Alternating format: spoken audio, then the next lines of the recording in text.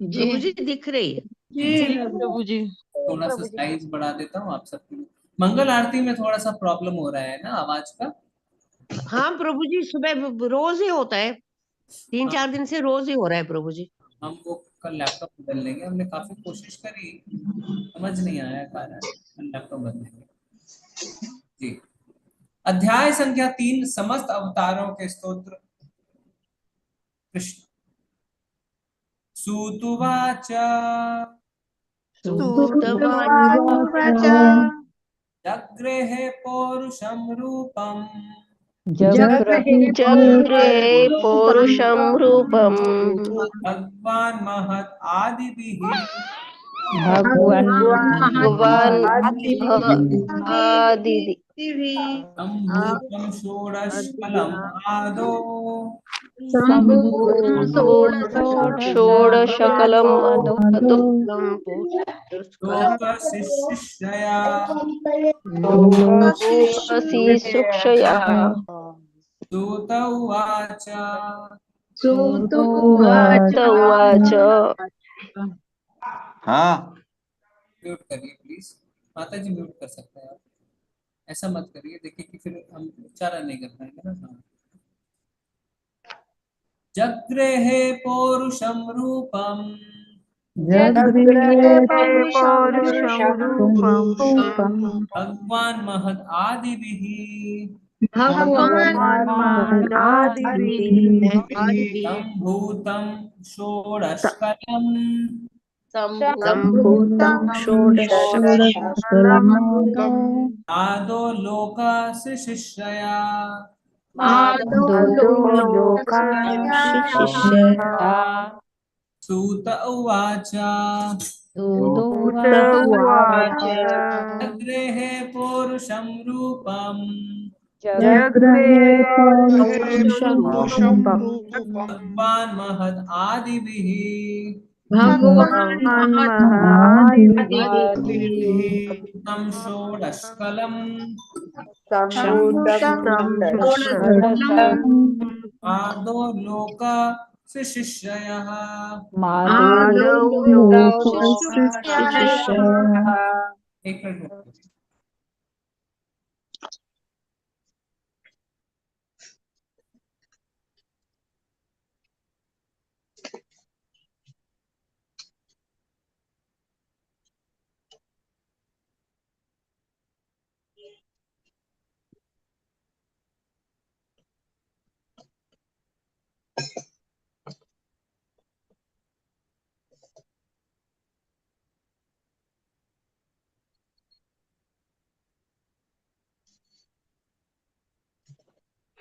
जगृहे परुषं रूपम् पौरुषं रूपम्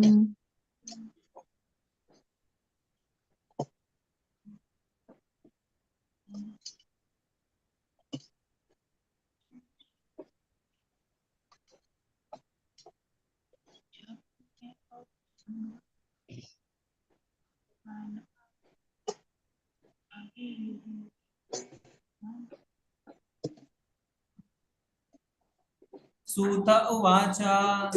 सुदोवाच। उवाच। सूत उवाच, सूत ने कहा, जगृहे स्वीकार किया, पौरुषम पुरुष अवतार रूप में, सोनान रूपम रूप,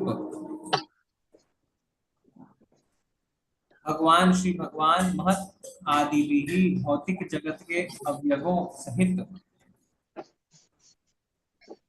संभूतम इस प्रकार उत्पन्न, षोडश कलम 16 मुख्य सिद्धांत, आदो प्रारंभ में, लोक ब्रह्मांड शिष्यया निर्माण करने के विचार से।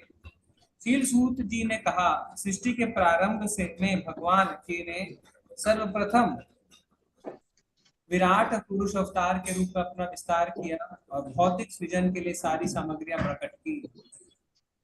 एक मिनट।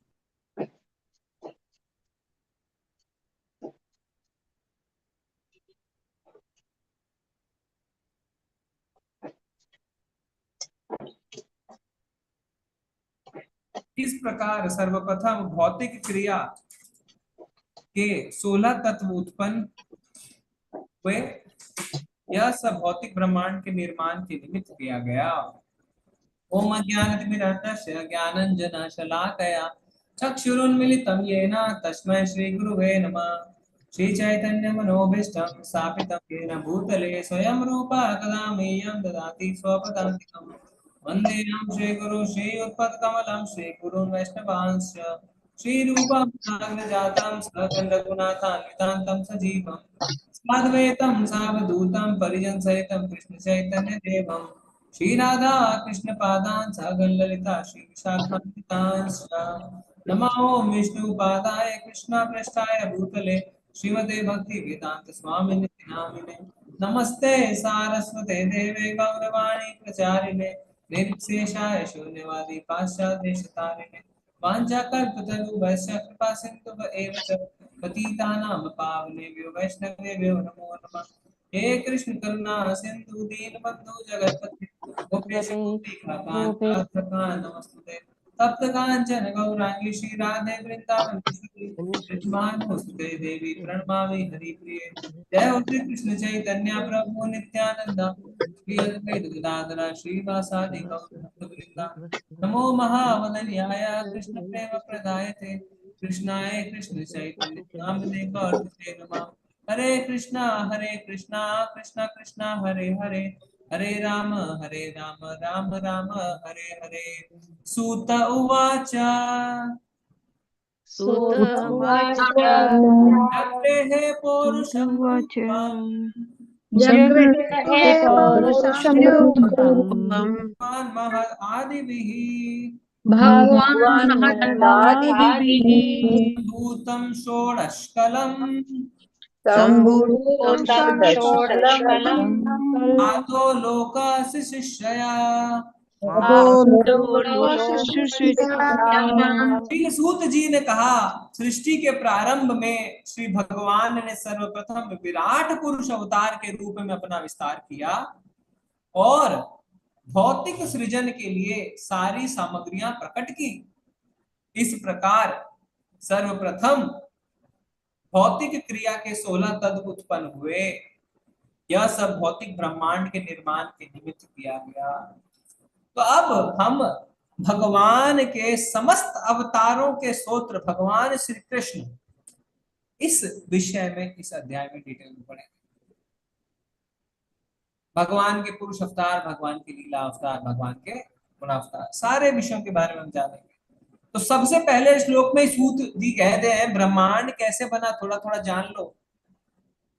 सूत जी कह रहे हैं जब सृष्टि का प्रारंभ हुआ तब भगवान ने विराट पुरुष रूप धारण किया। विराट पुरुष के बारे में आप सबने भगवत गीता के अध्याय संख्या 11 में पढ़ा है। और फिर क्या किया, भौतिक ब्रह्मांड तैयार करना था क्योंकि भौतिक जीवों को वहां भेजना था। तो सारी सामग्रियां इकट्ठी की गई। इकट्ठी नहीं, इकट्ठी का तो अर्थ होता है कि कहीं थी लेके आए, प्रकट की गई। इन सारी सामग्रियों को हम क्या कहते हैं, किस नाम से जानते हैं, क्या कहते हैं उसे? उन सामग्रियों को जिससे भौतिक ब्रह्मांड प्रकट हुआ उसको क्या कहते हैं?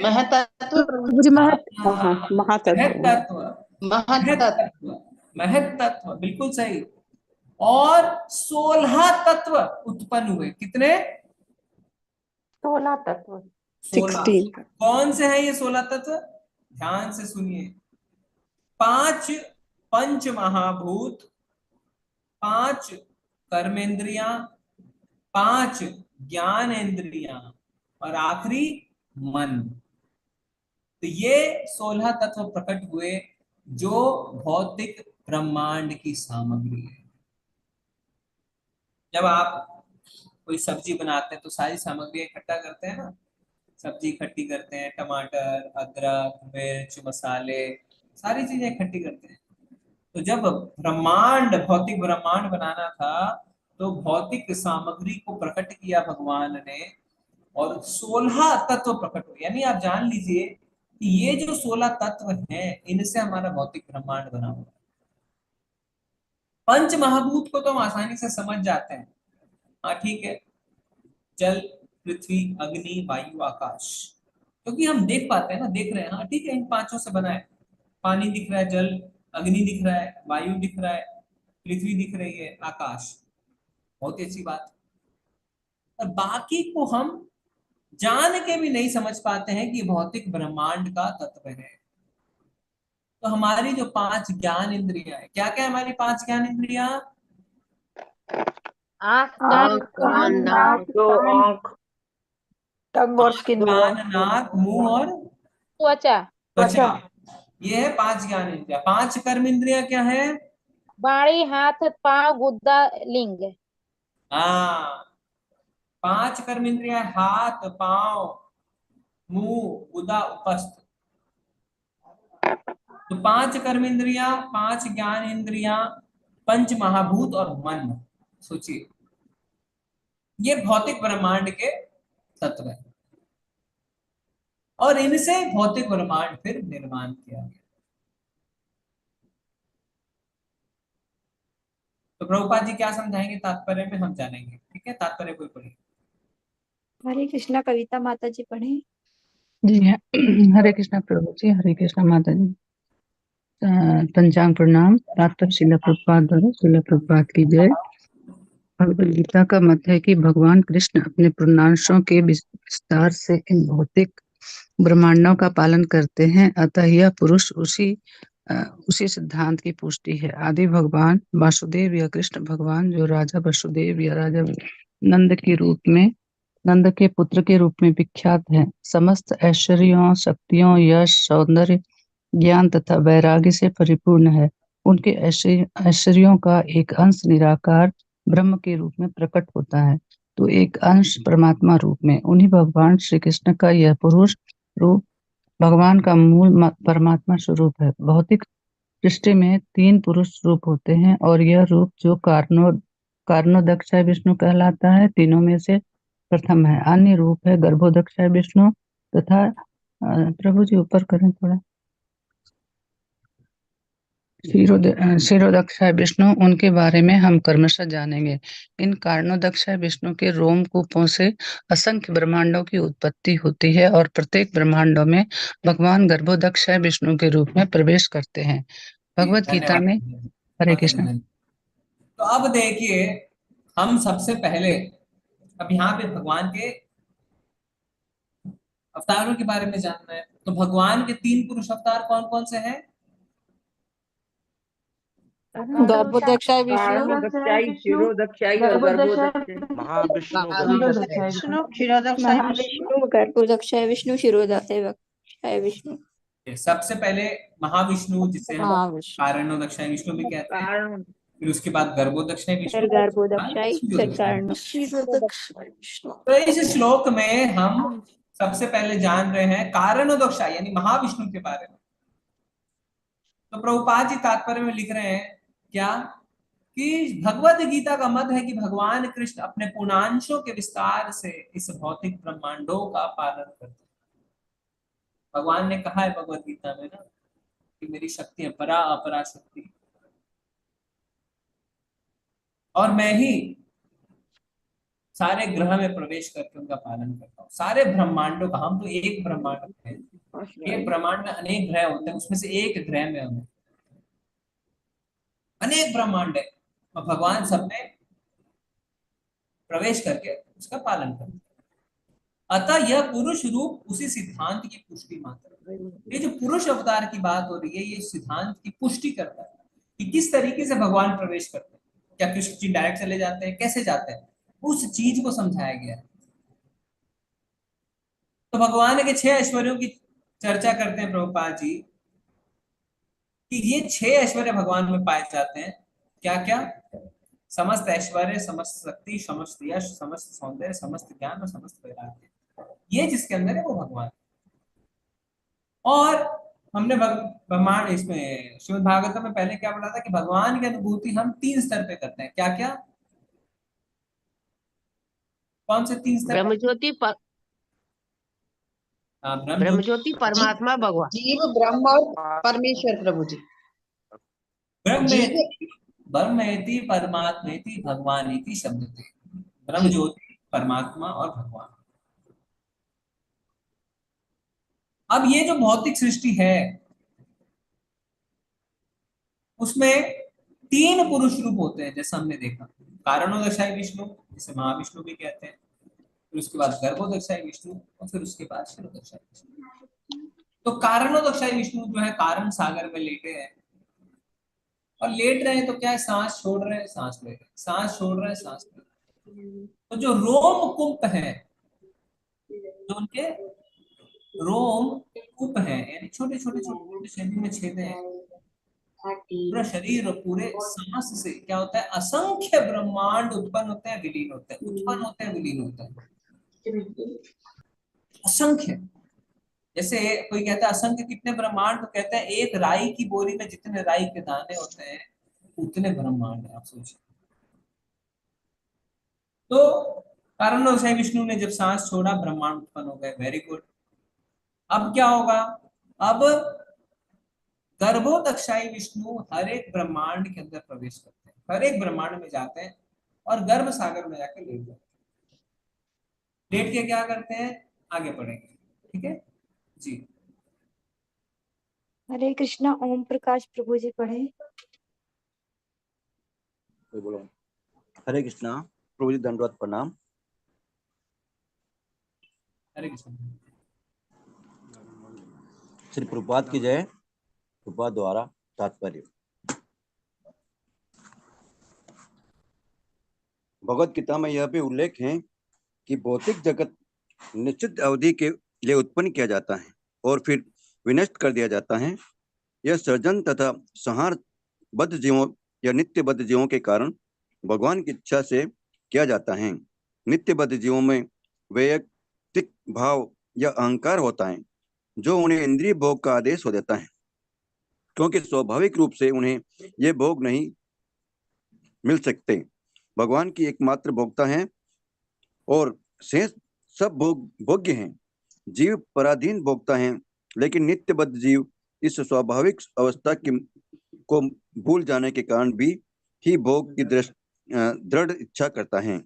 बद्ध जीवों को भौतिक जगत में पदार्थ को भोगने का अवसर दिया जाता है, किंतु इसके साथ ही साथ उन्हें अपना वास्तविक स्वरूप समझने का अवसर भी प्रदान किया जाता है। जो जीव इतने भाग्यशाली होते हैं कि भौतिक संसार में अनेक जन्मों के बाद इस सत्य को ग्रहण करके वासुदेव के चरण कमलों की शरण में जाते हैं, वे नित्य मुक्त जीवों के साथ भगवान के धाम में प्रवेश करने के अधिकारी होते हैं। इसके पश्चात ऐसे भाग्यशाली जीवों को समय समय पर सृजित इस भौतिक सृष्टि में आने की आवश्यकता नहीं पड़ती, किंतु जो जीव स्वाभाविक सत्य को ग्रहण नहीं कर पाते, वे इस सृष्टि के प्रलय के समय महत तत्व में पुनः मिल जाते हैं। जब पुनः सृष्टि होती है तो यह महत तत्व पुनः उन्मुक्त होता है। इस महत तत्व में भौतिक प्रकृति की सारी सामग्री विद्यमान होती हैं, जिनमें बद्ध जीव की भी सम्मिलित होते हैं। मूलतः यह महत तत्व 16 अंगों में विभक्त किया जाता है। ये हैं 5 स्थूल भौतिक तत्व तथा 11 कर्मेंद्रियां। यह स्वच्छ आकाश में बादल के समान होता है। आध्यात्मिक आकाश में ब्रह्म का तेज चतुर्दिक फैला रहता है और समग्र मंडल दिव्य प्रकाश में जाज्वल्यमान रहता है। इस विशिष्ट असीम आध्यात्मिक आकाश के किसी कोने में महत तत्व एकत्र होता है और आकाश का जितना भाग महत तत्व से ढका रहता है वह भौतिक आकाश कहलाता है। महत तत्व का यह भाग संपूर्ण आध्यात्मिक आकाश का नगण्य अंश होता है। इस महत तत्व के भीतर असंख्य ब्रह्मांड रहते हैं। ये सारे ब्रह्मांड कारणोदयिक विष्णु या महाविष्णु के द्वारा भौतिक आकाश पर केवल सृष्टिपात करने से उत्पन्न होते हैं। हरे कृष्णा बाबू जी। धन्यवाद प्रभु। देखिए कितनी जानकारी मिली ना, कितने सारे हमारे प्रश्न उत्तर मिल रहे हैं यहाँ पे, कितना सुंदर तात्पर्य प्रभुपाद जी लिख रहे हैं। एक एक करके हम चर्चा करेंगे कि सबसे पहला प्रश्न ये उठता है कि कितने समय के लिए भौतिक सृष्टि बनाई जाती है। तो प्रभुपाद जी समझा रहे हैं निश्चित अवधि है, अवधि निश्चित है ना, इसीलिए प्रलय आता है। और हमने देखा है कि ब्रह्मा जी का दिन और ब्रह्मा जी की रात्रि में आंशिक प्रलय आता है और ब्रह्मा जी की मृत्यु पे पूर्ण प्रलय आ जाता है। निश्चित अवधि के लिए बनाया जाता है। क्यों बनाया जाता है, कारण लिखा हुआ है, नित्य बद्ध जीवों क्या लिखा हुआ है? यह सृजन तथा संहार बद्ध जीवों या नित्य बद्ध जीवों के कारण। एग्जाम्पल, आपने जैसे भारत आजाद हुआ फॉर एग्जाम्पल, तो आपको एक देश मिल गया रहने के लिए। अब उसमें कुछ चोर उचक्के, कुछ मर्डरर, कुछ क्रिमिनल भी रहने लगे। तो क्या हुआ? उनके कारण आपको क्या बनाना पड़ा अपने देश में? प्रभु जी जेल। जेल। इसी कारण नित्य बद्ध जीवों के कारण भगवान को एक जेल बनानी पड़ी जिसका नाम है भौतिक जगत। इच्छा नहीं थी, इच्छा नहीं थी। इतना सुंदर शहर है आपका, कोई कौन सरकार चाहती है कि सुंदर शहर में एक जेल हो? पर बनाना पड़ता है मजबूरी में, क्योंकि चोर उचक्के रहते हैं। इसी तरीके से भगवान की इच्छा नहीं है भौतिक जगत बनाने की, क्योंकि नित्य बद्ध जीव हैं, इसलिए भगवान भौतिक सृष्टि का निर्माण करते हैं। ठीक है, आपको समझ में आ रही है चीज? तो क्या चोरी करी? बद्ध जीवों की क्या गलती है? नित्य बद्ध जीवों में अहंकार होता है। देखिए आप, कोई माता जी से मेरी बात हो रही थी, माता जी कहते हैं मेरी बिटिया को थोड़ा अहंकार है, उसकी पढ़ाई पे, उसके ओहदे पे, और हो भी क्यों ना, बहुत ऊंचे ओहदे पे है, सरकारी अफसर है, बहुत पावर है। देखिए आप देख लीजिए खुद ही क्या लिखा हुआ है इसमें। लिखा हुआ है उन्हें अहंकार होता है, इसी कारण उन्हें भौतिक जगत में डाला जाता है। तो अहंकार होना कोई बहुत अच्छी बात है।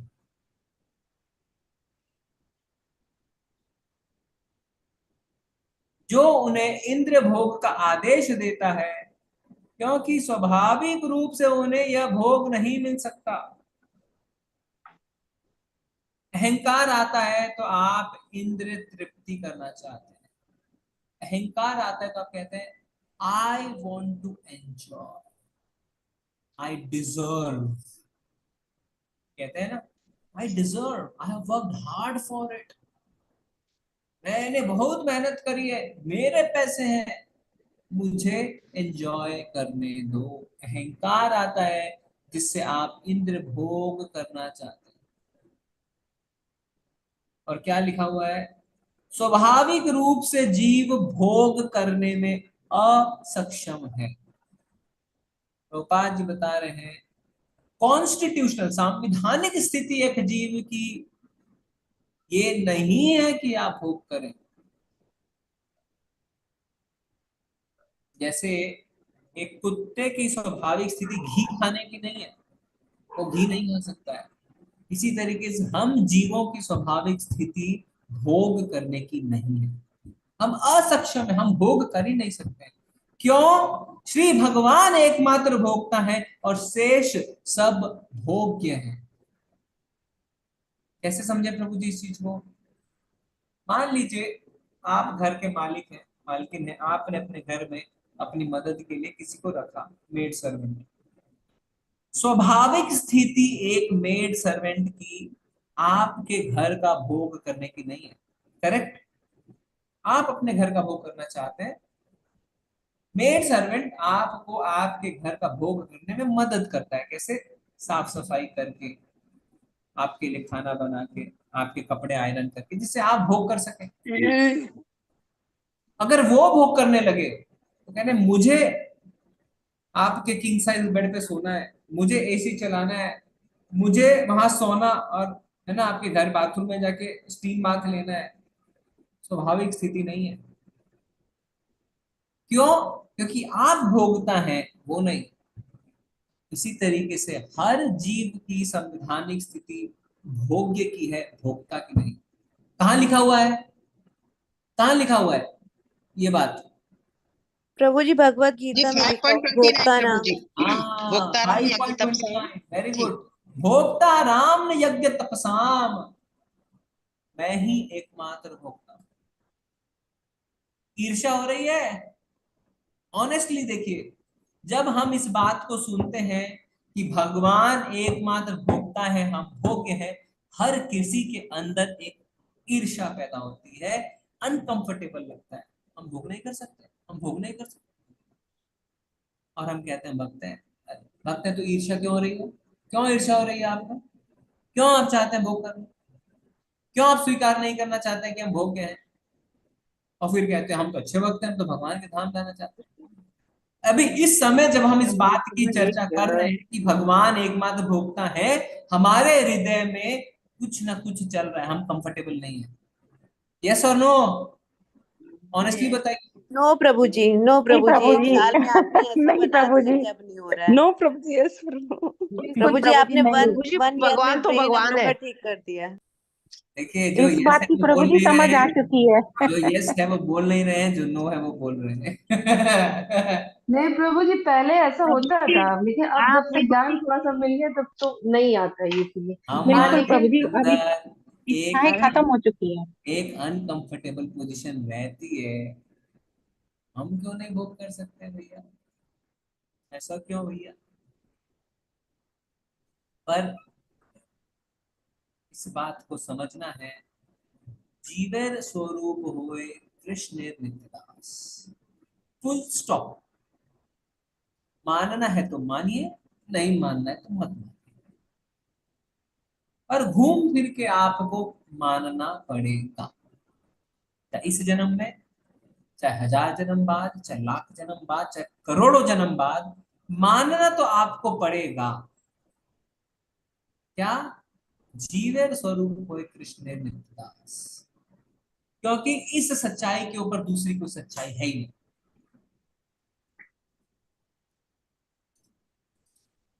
चाहे कितना इंतजार कर लीजिए, ये सच्चाई नहीं बदलने वाली है कि आप भोग्य हैं, भगवान भोग्य है। प्रभु जी, बड़ी नाइंसाफी हो गई, बहुत बड़ी नाइंसाफी हो गई, तो क्या करें? तो इस बात को समझिए कि भगवान अपना भोग करने के लिए आपको इस्तेमाल नहीं कर रहे। पहली बात तो ये मन से निकाल दीजिए, ये मन से निकाल दीजिए कि भगवान अपना भोग करने के लिए आपको इस्तेमाल कर रहे हैं। भगवान हर क्षण आपका ही हित चाहते हैं। वो कैसे?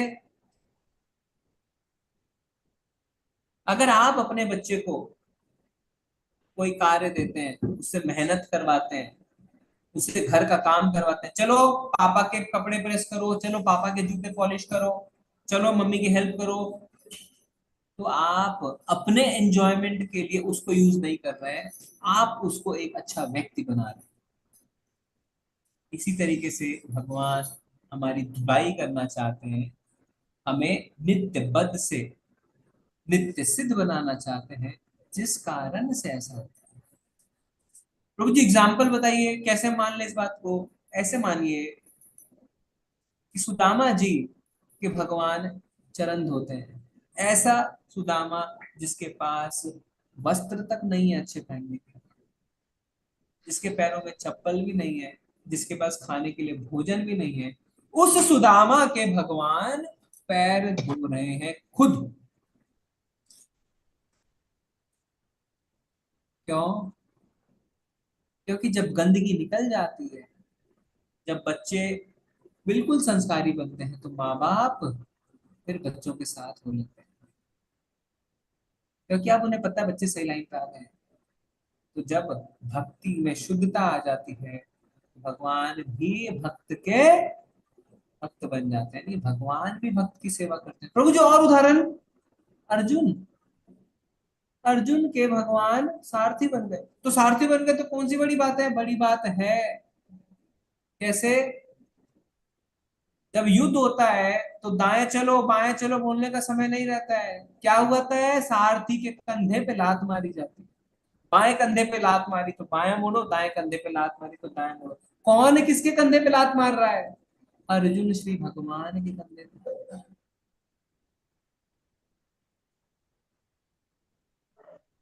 तो भगवान का अपना हितचार है। जब हम शुद्ध भक्त बनते हैं हमें लगता है भगवान तो हमारा इस्तेमाल कर रहे हैं। क्या इस्तेमाल कर लिया? कंधे पे लात खाए वो इस्तेमाल कर लिया, आपके पैर धोए ये इस्तेमाल कर लिया। तो इस बात को अच्छी तरीके से समझना है, हर कदम पे भगवान हमारा ही हित चाहते हैं। बच्चे को लगता है ना, एक टीनेजर को सबसे बड़ा दुश्मन कौन? मेरे मम्मी पापा। टीन एज में बच्चों का सबसे बड़ा दुश्मन उसके पेरेंट्स ही है। अपने दोस्तों के साथ ही रहना चाहता है, पर क्या माँ बाप दुश्मन है? माँ बाप दुश्मन नहीं है। माँ बाप हर क्षण बच्चे की भलाई चाहते हैं, और ये बात बाद में जाके पता चलती है। तो कहानी है ना, एक एक चोर को फांसी हुई तो उसने कहा मुझे अपनी माँ से मिलना है, अंतिम ख्वाहिश। और माँ के कान में क्या कहता है, अगर आपने मुझे एक छोटी चोरी करने से रोक लिया होता तो आज मैं बड़ी चोरी नहीं करता। आगे जाके हम ये ना कहें भगवान छोटी सी सजा दे दी होती, इतना बड़े पापी तो नहीं बनते। तो भगवान हर कदम पे आपको सुधारने की कोशिश करते हैं, हर कदम पे। इसलिए पनिशमेंट मिलती है थोड़ी थोड़ी सी कि सुधर जा बच्चा, सुधर जा, नहीं तो आगे और गति खराब होगी।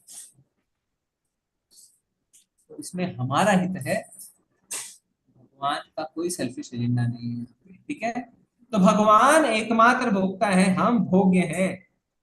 आगे प्रभुपाद जी क्या समझाते हैं हमें, बद्ध जीवों को भौतिक जगत में पदार्थ को भोगने का अवसर दिया जाता है, किंतु इसके साथ ही उन्हें अपना वास्तविक स्वरूप समझने का भी अवसर है। पर मान नहीं रहे हैं आप, ठीक है जाओ जाओ थोड़ा भोग कर लो। भोग करने के साथ साथ भगवान हमें मौका देते रहते हैं गुरु साधु और शास्त्र के माध्यम से कि हम चीजों को समझ जाएं। इसलिए जो हमारे शास्त्र हैं वो 4 स्टेप्स फॉलो करते हैं। क्या? धर्म अर्थ काम मोक्ष।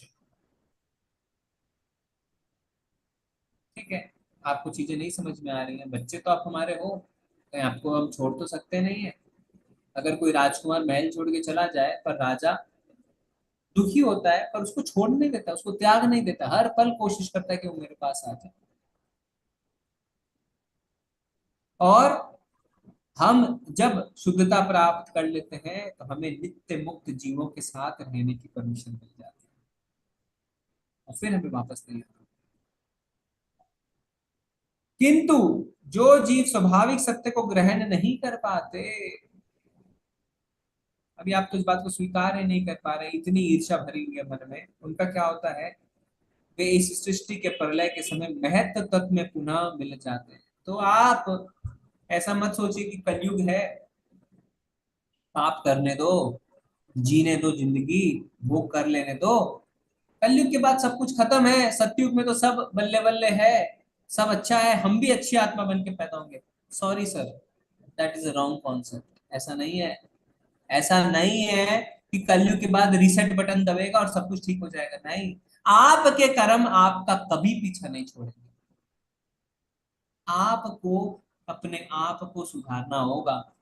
तो क्या करेंगे कलयुग के बाद? अगर आपने नहीं सुधारा, महत्व तत्व में मिल जाएंगे, पार्किंग लॉट में आपकी गाड़ी पार्क कर दी जाएगी, जब तक दोबारा सृष्टि का निर्माण नहीं होता। जब सृष्टि का निर्माण होगा, आपका खाता फिर खुलेगा और देखा जाएगा अच्छा उस गाड़ी को निकालो, उसने बहुत पाप कर रखे हैं, यहाँ पे डालो।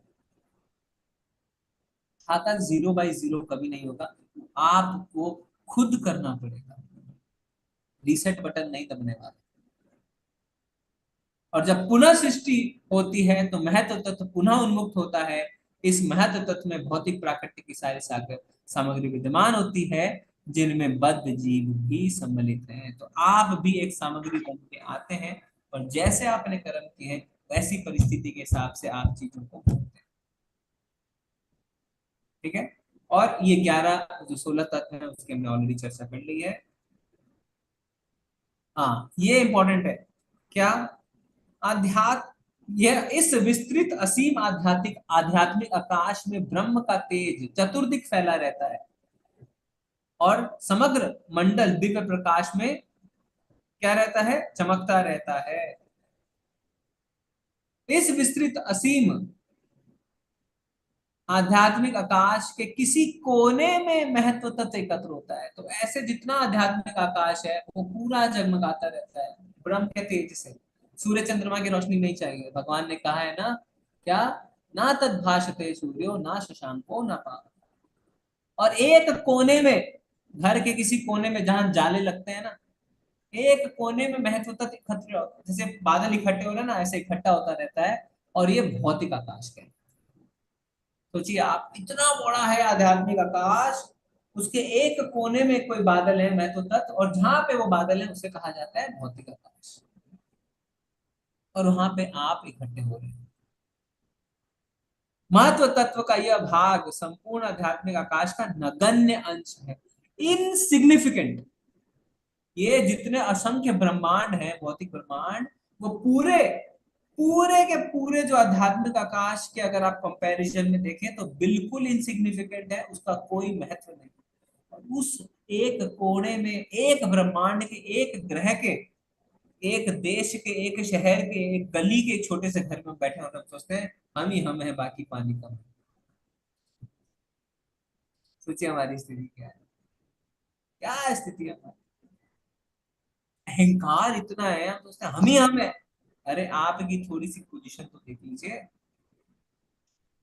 आपकी गली के 55 घर भी आपको नहीं जानते होंगे, और आप सोचते हैं हम ही हम है। पूरा का पूरा भौतिक आकाश, आध्यात्मिक आकाश का कुछ नहीं है, नगण्य अंश है, एकदम नेग्लिजिबल। इस महत्व तत्व के भीतर असंख्य ब्रह्मांड है। ये सारे ब्रह्मांड कारणोदशाई विष्णु या महाविष्णु के द्वारा भौतिक आकाश पर केवल दृष्टिपात करने से उत्पन्न होते हैं। तो भगवान जब भौतिक आकाश पर दृष्टिपात करते हैं तो ब्रह्मांड उत्पन्न होते हैं। ठीक है, तो आज हम यहीं पे स्टॉप करेंगे, आगे हम बढ़ेंगे कल। बहुत ही इंटरेस्टिंग चैप्टर है ये, आपको बहुत कुछ जानने को मिलेगा इसमें। धन्यवाद आप सभी का, है ना, अच्छा तात्पर्य है ना, कितना कुछ जानने को मिल रहा है। जी किसी को प्रभु कुछ जी। ऐड बहुत करना बढ़िया जी प्रभु प्रभु जी। जी, धन्यवाद जी, प्रभु हरे जी, थैंक कृष्णा यू सो प्रभु मच, जी। बहुत धन्यवाद। अच्छा था। धन्यवाद प्रभु प्रभु जी, हरे जी, कृष्ण, दंडवत प्रणाम। प्रभु जी ये धन्यवाद है ना, प्रभु जी, अपना नित्यबद्ध, नित्यबद्ध और नित्य मुक्त, और ये बद्ध वाली जीव जो है, इसके मतलब बद्ध जीवों की संख्या ज्यादा है कि नित्य मुक्त जीवों की संख्या ज्यादा होगी? आपको क्या लगता है? आप जो बता रहे हैं कि आध्यात्मिक लोग इतना बड़ा है, तो लगता है नित्य मुक्त ज्यादा होंगे। बस नेचुरल सी बात है, नित्य मुक्त से ही भरा हुआ है। हम कुछ हैं नित्य पद, कुछ गंदे लोग ठीक है हाँ, ना, वो हमारे वही फीलिंग आ रही है कि कितने गंदे हैं हम लोग, बस यही गंदे हैं फीलिंग हम, आ रही है। यार कोई अच्छा नहीं है ना। क्या अवस्था है हमारी है। हमें एक छोटा सा कोना मिला हुआ है, उसमें हम सोच रहे हैं हम ही हम हैं, है ना। जी मालिक प्रभु जी, बस। बहुत ग्लानि हो रही है। प्रॉब्लम पता चल रही है, प्रॉब्लम पता चलेगी तभी सॉल्यूशन निकालेंगे ना। जी जी, धन्यवाद। और किसी को कुछ ऐड हरे करना है? कृष्णा प्रभु जी। हरे हरे कृष्णा प्रभु जी, मुझे मेरा एक प्रश्न था। प्रभु जी, जब हम लोगों ने पहली बार, मैंने लेवल 1 ज्वाइन किया था, और उसके बाद फिर मैंने भक्ति शास्त्री करी, सदाचार, और आपका लेवल 2 ज्वाइन किया था। लेकिन अब वो उसमें मैं लॉग इन करती हूँ तो मेरे में दिखाता ही नहीं, और 4 कोर्स दिखा रहा है जिसमें लेवल 2 तेलुगु जुड़ गया है, और एक हम मेरा लेवल 2 MCQ हो गया है, लेकिन उसमें एक रिटर्न वाला भी दिखाता है, लेकिन सदाचार उसमें नहीं शो कर रहा है, और ना ये शो कर रहा है। जी जी, नहीं उसमें क्या कर सकते हैं माता जी, एक बार शंपिता माता जी से बात करिए। ठीक है, जी उसमें उन्होंने क्या क्या चेंज करना है पीछे, जैसे अभी लेवल 2 को उन्होंने MCQ कर दिया था ना, कुछ एडमिन पीछे करते रहते हैं। क्योंकि मैंने सुमित प्रभु से बात की थी, तो मैंने MCQ में लॉग इन, वो इनरोल हो गई थी मैं, हाँ और वो मेरा क्लियर भी हो गया लेवल 2। हाँ। लेकिन दिक्कत ये हो रही है कि अब मुझे उसमें तो ये दिखा रहा है कि वो सदाचार वगैरह इनरोल नहीं दिखा रहा है, वो प्रभु जी तेलुगु मेरे लेवल। अभी लेवल 2 हो गया है, लेवल 3 में आई, लेकिन उसमें भी कुछ तेलुगु लैंग्वेज आ गया है, जो हिंदी लैंग्वेज के बजाय तेलुगु आ रहा है। अब प्रभु जी पहले तेलुगु सीखनी पड़ेगी। नहीं नहीं, ऐसा करिए ना आप शंपिता माता जी, नहीं तो सुमित प्रभु से बात हरे करिए। कृष्ण, जी माता जी। हरे कृष्ण प्रभु जी। अरे तो प्रभु जी, अनुवाद में हमने पढ़ा, श्री सूत जी ने कहा, सृष्टि के प्रारंभ में श्री भगवान ने सर्वप्रथम विराट पुरुष अवतार के रूप में अपना विस्तार किया। तो जब हम 11th चैप्टर पढ़ते हैं तो वहां मतलब हमें ऐसे कहा, समझते हैं कि भगवान ने पहली बार ये विराट रूप अर्जुन को दिखाया था। सही? बोलिए। तो यहाँ यहाँ तो सृष्टि के प्रारंभ में, तो वो सृष्टि का प्रारंभ तो नहीं था जब अर्जुन को दिखाया था, जी जी, तब क्या तो है, महाभारत का। जी जी, तो वो था विराट। देखिए अर्जुन को जो विराट रूप दिखाया, जिसके बातुरी की पहली बार दिखाया, वो संपूरा एकदम पूरा विराट रूप था। विराट रूप बार बार दिखाया, जैसे फॉर एग्जाम्पल माता यशोदा की गोदी में भगवान लेटे रहते हैं, मुंह खोलते हैं अंदर ब्रह्मांड दिखता है, वो भी विराट रूप है। नित्यानंद चैतन्य महाप्रभु ने भी अपना विराट रूप दिखाया, पर जितना विराट अर्जुन को दिखाया था वो पहली बार दिखाया। वो हो रही है दिखाने की बात। यहाँ पे भगवान सूर्य गोस्वामी क्या कह रहे हैं, प्रकट किया, यानी विराट रूप है क्या, विराट रूप भगवान का भौतिक अस्तित्व। भगवान अपने विराट रूप में क्या दिखाते हैं, अलग अलग ग्रहों को, अलग अलग ब्रह्मांडों को, है ना, वो सारी चीजें दिखाते हैं। उसमें क्या लिखा था भगवत गीता में कि आकाश में दो ग्रहों के बीच में जो समस्त अवकाश है वो दिखते हैं, स्पेस दिखता है, सब कुछ दिखता है। तो वो है भगवान का विराट रूप। उसको प्रकट किया, यानी अब भगवान वो अपना जो विराट रूप है उसको प्रकट करने का अर्थ है महाविष्णु आए, महाविष्णु से ब्रह्मांड आए, ब्रह्मांड से फिर एक एक ब्रह्मांड में भगवान प्रवेश कर रहे हैं, गर्भोदशा विष्णु। इस तरीके से भगवान अपना विराट रूप प्रकट कर रहे हैं, बना रहे हैं। ब्रह्मांड था नहीं ना, भौतिक जगत, भौतिक जगत को बना रहे हैं। ठीक है, अरे जी, हरे कृष्ण प्रभु। हम्म। प्रभु बोलते विस्तार हैं, शब्द है ना, विस्तार, विस्तार शब्द का मतलब होता है कि विस्तार कर रहे हैं अपना, पहले महाविष्णु, फिर गर्भोदक्षाई, फिर शिरोदक्षाई। और ये विस्तार क्यों कर रहे हैं, जैसे जैसे भौतिक जगत बन रहा है वैसे वैसे भगवान विस्तार करते जा रहे हैं। जी, हरे हरे कृष्ण कृष्ण। प्रभु, दंडवत प्रणाम प्रभु। जी प्रभु जी, धन्यवाद, हरे कृष्ण। प्रभु, ये जो विष्णु जी का जो फॉर्म है और विस्तार टोटल फॉर्म है, जैसे अपना गोलोक चार्ट में भी है, इसका टेबुलर फॉर्म में कहीं पे है क्या प्रभु? सो रिमेम्बर करने में आसानी रहता है कि क्योंकि पॉइंट वाइज में उसको लिख के रख सकते उसमें हैं। प्रभु जी एक सुबोधनी करके किताब है, उसमें है, अच्छा, वो सुबोधनी मंगवा सकते, अच्छी किताब है बहुत, उसको समझने में आसानी रहती है, तो वो उसमें वो है वो फॉर्म। तो यहाँ पे नहीं है। यहाँ ये ऑनलाइन मिलेगी क्या या नहीं कब? नहीं नहीं, वो ऑनलाइन में आप देखिए, मंदिर में पूछिए आप, लोकल जो टेम्पल में, वहां पे अगर किसी ने मंगाया है तो सुबोधनी सुबो- करके है। सुबोधनी। हाँ बोधनी वो सुबोधनी, हिंदी में मिलेगी, तो बोधनी इंग्लिश वो में, हिंदी में मिलेगी भागवतम की। नहीं इंग्लिश में भी है, दोनों है। पहले प्रभु जी इंग्लिश में आई, प्रभु जी पहले इंग्लिश में। ऑनलाइन भी मिल जाती है नहीं, सुबोधनी, बाहर मिल रहते हैं जाती प्रभु जी, प्रभु जी मस्कट में रहते हैं, तो इसीलिए हाँ।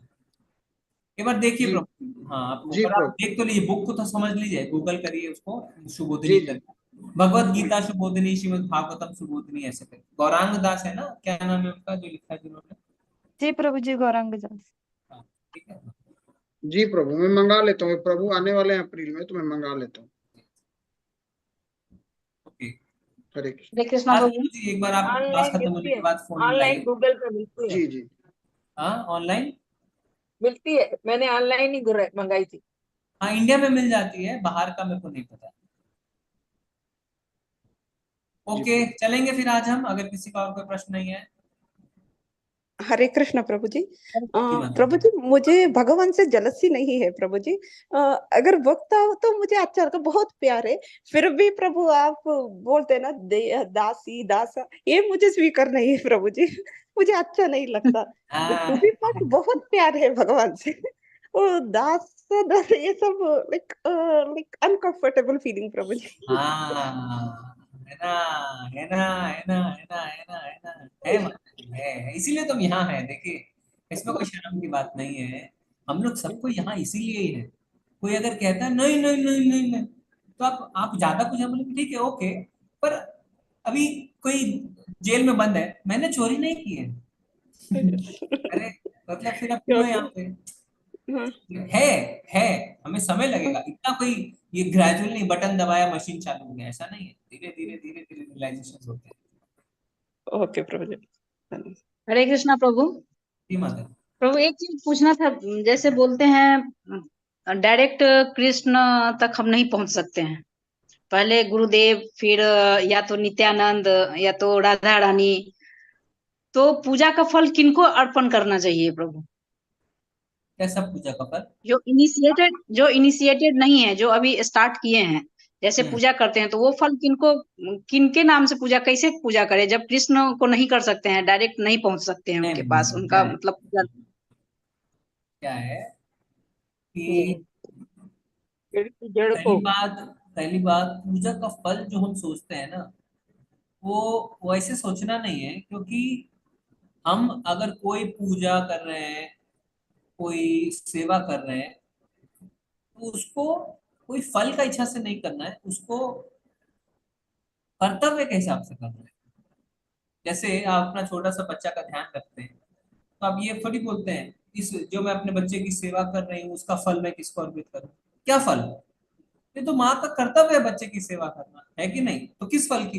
पर एक नौकर या एक व्यक्ति किसी थर्ड पर्सन की सेवा करता है, उस सेवा का फल वो चाहता है। पैसे दो मेरे को, मैंने आपकी इतनी सेवा करी है, मैं आपके घर में आके रोज झाड़ू मारती हूँ, पैसे चाहिए, सेवा करी पैसे लेते हैं।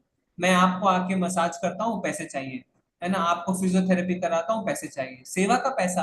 पर माँ अपने बच्चे से सेवा का पैसा लेता है, क्या कुछ नहीं है फल? इसी तरीके से भगवान का जो हम सेवा करते हैं उसका कोई फल नहीं है, वो हमारा कर्तव्य है। ऐसा होना चाहिए हमारा बात, नंबर 1। नंबर 2, मंगल आरती जब हम करते हैं, हम क्या करते हैं? गुरु का गुणगान करते हैं ना, वंदे गुरु श्री चरणारविंदम। गुरु के माध्यम से ही हम भगवान को प्राप्त कर सकते हैं। क्लास भी शुरू करते हैं तो ओम अज्ञानतिमिरन्धस्य ज्ञानांजन शलाकया, कि गुरु के माध्यम से ही हमें ज्ञान के चक्षु मिल सकते हैं। तो प्रोसेस आपको फॉलो करना है। जब हम भगवान को ऑफर करते हैं ना, ऑफर मतलब जब हम भगवान को भोग लगाते हैं, तो सबसे पहले आप अपने गुरु का मंत्र बोलते हैं, प्रभुपाद जी का मंत्र बोलते हैं। क्यों? कि आप मुझे मदद करिए भगवान को भोग लगाने में, क्योंकि मेरा भोग भगवान स्वीकार नहीं करेंगे, आपके माध्यम से मैं भोग, तो उनके माध्यम से आपको भगवान तक पहुंचना है। ये है प्रोसेस। ठीक है माता जी? ठीक है प्रभु। मैं जैसे कुछ फल का ये नहीं है प्रभु जो ये मिल जाए वो मिल जाए। जैसे एकादशी का व्रत है तो उस भगवान के खुशी के लिए किया जाता है, तो वो किनको दिया जाए, राधा रानी को या कृष्ण जी को या गुरु को? हाँ नहीं, देखिए वो आप भगवान के लिए करें तो भगवान के लिए ही है। उसमें आप गुरु से प्रार्थना कर सकते हैं मेरा व्रत अच्छा से हो जाए, मेरा व्रत से भगवान प्रसन्न हो जाए, गुरुदेव आपकी कृपा से ही ऐसा हो सकता है, ऐसा भावना रख सकते हैं। मैंने प्रभुपाद जी आपका हमको आशीर्वाद चाहिए कि व्रत मेरा ठीक से हो जाए और मेरे व्रत से भगवान प्रसन्न हो, आप मेरी मदद करिए, ऐसा। ठीक है? ठीक है प्रभु, थैंक यू। ओके, हरे कृष्णा प्रभु जी, दंडवत जी प्रणाम। जी, धन्यवाद प्रणाम। प्रभु जी एक छोटा सा प्रश्न मैं वापस भूल गया है, 16 तत्व कौन कौन से प्रभु जी? हाँ, तो 5 है पंच महाभूत, अग्नि, अच्छा। जल, पृथ्वी, वायु, आकाश। नहीं प्रभु जी 16 तत्व उत्पन्न हुए अध्याय 1 में, 16 तत्व उत्पन्न हुए ये बताया हुआ, भौतिक क्रिया के 16 तत्व उत्पन्न हुए। हाँ, ये 16 तत्व कौन कौन से प्रभु जी? वही मैं बाद में बता है 5 पांच वो पांच पांच एक। तो 5 है पंच महाभूत, कर्मेंद्रिय। अग्नि, पृथ्वी, जल, वायु, आकाश। 5 हो गई हमारी कर्म इंद्रियां, हाथ पैर गुदा उपस्थ और मुंह। फिर उसके बाद 5 हुई हमारी ज्ञान इंद्रियां, आंख नाक जीभा कान त्वचा। आंख नाक आंख नाक कान जीभा त्वचा 15 हो गए, और 16 हमारा मन। अच्छा, हरे कृष्ण प्रभु, थैंक यू प्रभु जी। हरे कृष्णा प्रभु जी। हरे कृष्ण। प्रभु जी, जैसे गुरु लोग का पूजा, जैसे लोग कहते हैं कि जो मतलब पता नहीं प्रभु जी, क्वेश्चन पूछो क्या, नहीं समझ में आ रहा है कि जैसे लोग जैसे कहते हैं डेथ हो जाते तो उनके साथ मतलब भगवान के साथ फोटो नहीं रखते हैं मनुष्य का। तो जैसे हम लोग जाते हैं मंदिर में तो गुरु का तो मनुष्य है ना प्रभु जी, तो उनके साथ मतलब भगवान के साथ क्यों प्रतिमा के साथ पूजा करते हैं, उनके साथ रख के पहले? देखिए, नाम अपराध में तीसरा अपराध क्या है, कोई बता सकता है? तीसरा अपराध क्या है? नाम गुरु की बुराई करना। गुरु को इंसान समझना, क्योंकि उनको भगवान का दर्जा दिया गया है, शायद तो यही है। to disobey the orders of the spiritual master and to consider him an ordinary person, यानी गुरु की आज्ञा का पालन ना करना और उन्हें सामान्य व्यक्ति समझना। तो वास्तव में गुरु सामान्य व्यक्ति नहीं है माता जी। हाँ, हो सकता है मनुष्य शरीर में है पर सामान्य नहीं है। गुरु आपको दिशा देते हैं, आपके पापों को ले लेते हैं, सामान्य नहीं हो सकते, पहली बात। दूसरी बात, आप जब गुरु की पूजा करते हैं तो भगवान के समान उन्हें नहीं समझते हैं, मतलब वो भगवान है ऐसा नहीं बोलते हैं, भगवान के प्रतिनिधि है। और ये तो शास्त्र बताते हैं कि गुरु भगवान के प्रतिनिधि होते हैं। जब आप देखेंगे मंदिर में पूजा होती है तो सबसे पहले कोई भी चीज कृष्ण जी को ऑफर होती है। जैसे रोज हम अगरबत्ती, पहले हम कृष्ण जी को दिखाते हैं, ऑफर करते हैं, फिर राधा रानी को ऑफर करते हैं, फिर उसके बाद गौर निताई को ऑफर करते हैं, फिर उसके बाद नरसिंह देव भगवान को ऑफर करते हैं, फिर पंच तत्व को ऑफर करते हैं, फिर तुलसी महारानी को ऑफर करते हैं, फिर उसके बाद षड गोस्वामी को और गुरु परंपरा को करते हैं, फिर शिला प्रभुपाद को करते हैं, फिर गुरु महाराज को करते हैं। तो उनको भगवान को ऑफर की गई चीज उनको ऑफर करते हैं, उल्टा नहीं है, या उनको भगवान के साथ हम नहीं समझते। और भगवान तो खुद ही बताते हैं ना, तब विधि प्रतिपाते ना परिप्रश्न से, कि आपको आध्यात्मिक ज्ञान का प्राप्ति का विधि यही है, क्या गुरु के पास जाना। तो गुरु को हम भगवान नहीं समझ रहे, पर गुरु के बिना हम भगवान की प्राप्ति नहीं कर सकते, इस बात को भी हमें समझना है। इसमें भी थोड़ा सा नमक चाहिए था। हाँ, खाली नमक का टेस्ट ज्यादा आ रहा है। नमक खा रही है माता जी। ओके, ठीक है, ओके, धन्यवाद। और किसी का कोई प्रश्न है? नहीं, प्रभु जी एक और क्वेश्चन प्रभु जी। जैसे कि रिसेंट स्वामी नारायण मंदिर गए टेम्पल, तो उस मैंने पूछा कि ये जो है जो हम है गुरु हैं, तो उनका क्या मतलब, तो वो बोले कि गुरु मतलब भगवान से सबसे ऊपर माने जाते हैं। तो प्रभु जी कभी कभी बुद्धि भ्रमित हो जाता है। तो है ना कि एक कहावत है ना, माता जी एक ये दोहा भी है ना, गुरु गोविंद दो हाँ, खड़े गुरु गोविंद दो काके खड़े, लागू। हाँ। आपको यस। तो क्या पूरा बताइए, किसको पता है? गुरु गोविंद दो खड़े काके लागू पाए, बलिहारी गुरु आपने गोविंद दियो बता। हरे कृष्ण। ये वास्तव में अगर आप देखें तो गुरु के बिना आप भगवान की प्राप्ति कर ही नहीं सकते हैं।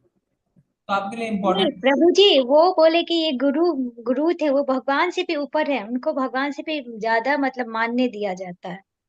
स्वामी नारायण मंदिर में ऐसे बोलने का ढंग ये था देखिए, प्रभु नहीं जी। नहीं उसको समझना है। देखिए, मैं उन पर कमेंट नहीं करूंगा, पर हमें क्लियर रहना है। एक बार प्रभुपाद गए किसी के घर, भक्त के, और वो पहुंचे तो उनका नौकर आके कहता है कि अभी जो हमारे बॉस हैं साहब पूजा कर रहे हैं, आप बैठिए। तो प्रभुपाद बाकी जो अपने डिसाइपल्स, अपने शिष्यों को क्या कहते हैं कि he is not a first class Vaishnav, is a second class Vaishnav, यानी ये उच्च कोटि का वैष्णव नहीं है, ये द्वितीय कोटि का वैष्णव है। क्यों? एक वैष्णव को अगर दूसरे शुद्ध भक्त की सेवा का मौका मिलता है तो वो पहले उसकी सेवा करता है, बाद में भगवान की सेवा करता है। इसका अर्थ ये नहीं समझना है कि गुरु भगवान हो गया, गुरु भगवान से ऊपर हो गया। पर एक वैष्णव का क्या कर्तव्य है? वैष्णव का कर्तव्य पहले वैष्णव की सेवा। भगवान खुद कहते हैं मैं अपने भक्तों से उतना प्रसन्न नहीं होता, मैं अपने भक्तों के भक्तों से उतना प्रसन्न हूं। तो उसको गलत नहीं समझना है, उसको ठीक ढंग से हमें समझना है।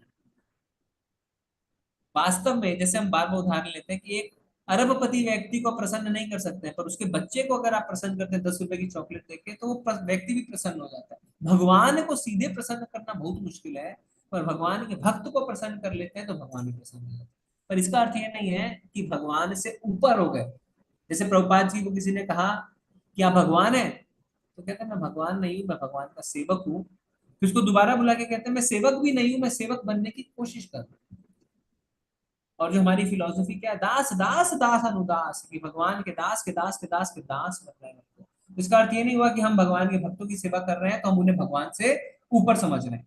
कहने का अर्थ यह है कि हमारी पोजीशन यही है कि हम भगवान के दास के दास के दास के दास के दास की भी अगर ठीक से सेवा कर ले तो हम भाग्यशाली हैं, तो भगवान प्रसन्न होंगे।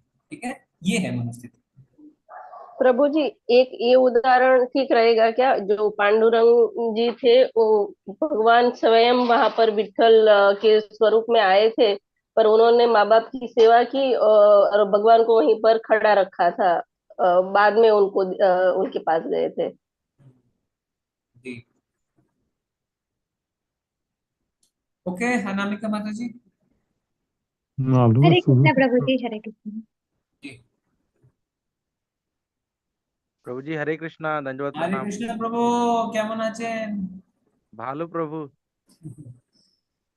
प्रभु जी कभी कभी लगता है ना जैसे कि जैसे ये मार्ग पे बहुत बहुत मतलब मुश्किल है, लेकिन फिर आप बोलते हैं ना कि आज चलो या 1000 वर्ष बाद चलना है, लेकिन चलना है, तब फिर मन एकदम शांत हो जाता है प्रभु। कि आज जो सुबह इंग्लिश में भागवतम क्लास हुई, इसमें प्रभुपाद जी ने लिखा है अध्यात्म का मार्ग सबसे कठिन और सबसे सरल एक साथ है। अगर आप सिंसियर हैं तो सबसे सरल है, अगर आप सिंसियर नहीं हैं तो सबसे कठिन है।